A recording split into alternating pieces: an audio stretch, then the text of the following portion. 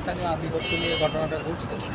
এখানে স্থানীয় আধিপত্যে যারা এই ঘটনাগুলো ঘটায় এবং যারা এই ঘটনার সঙ্গে জড়িত, আমরা তাদের সবাইকে আইডেন্টিফাই করতেছি এবং সবাইকে আইনের আওতায় নিয়ে আসবো।